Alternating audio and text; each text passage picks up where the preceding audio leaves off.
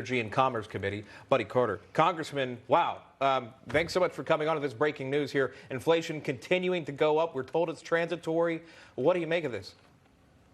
Well, it's obviously not transitory. I mean, let's face it, Joe Biden wanted to take credit for July the 4th when he said that there were 16 cents less for a meal on July the 4th than there was the year before. Now, when we got all this inflation raging, he doesn't want to take any responsibility for this at all. But we see it. We see that the cost of goods is up. You know, I had a friend, he was in groceries. I had a friend, he was sitting in his lounge chair. His wife walks in and says, honey, I've been to the grocery store. I've got good news and bad news. The bad news is I spent $200. The good news is there's only one bag. You don't have to help me bring in the groceries. And that's the case now. People are really struggling. And who is it impacting the most? It's impacting the middle class, the working class. They are the ones who are suffering from this. This is the same Joe Biden who said that we're not going to tax any of the people who are making less than $500,000 a year. Well, guess what? Inflation is nothing more than a tax. This is impacting people with the price of gas up 61%. You know, the single mom who's trying to make ends meet, trying to provide for her family, now she's having to spend more to fill up her car. These are the things that are impacting real Americans here. Yeah, you mentioned a great point. Gas prices on the rise as well, obviously. So people are paying more than they have in the past for various items.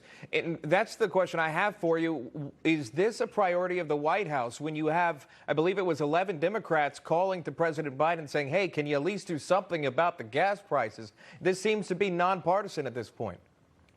Well, it is nonpartisan, and that's because it's impacting everyone. I mean, the price of gas is the same for Democrats and Republicans. And this is the same Joe Biden who the first thing he did was to stop the Keystone XL pipeline.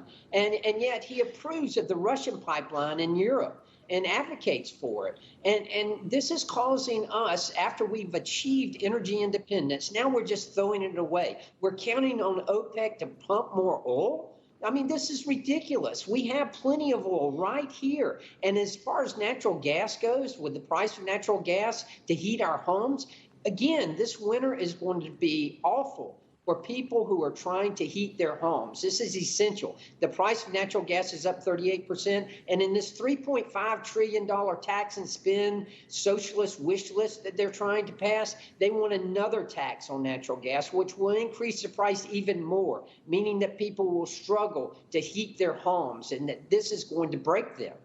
That's true. The Energy Secretary did confirm that people will pay more this winter to heat their homes than they have in the past. We just showed you their full screen of all the prices of various Thanksgiving items, and that's just to really give you an idea. But everyday living, that's up too. You have stores where shelves are empty or you can't get certain items at this point. Supply chain issue, inflation nation here as it's being dubbed, and you're now at 6.2%. And then you get to this, the priority of this White House. So I'll go to this, the spending agenda, which the Build Back Better, or rather the infrastructure plan has passed through the House, right? But the president hasn't signed it yet. So there's still questions, well, if infrastructure is on top of your mind, why isn't this done yet? Number two, now you have Ilhan Omar saying if you decouple these bills, the Build Back Better plan and the infrastructure plan, your Build Back Better plan is not going to pass. And I'm paraphrasing. What are your thoughts on this?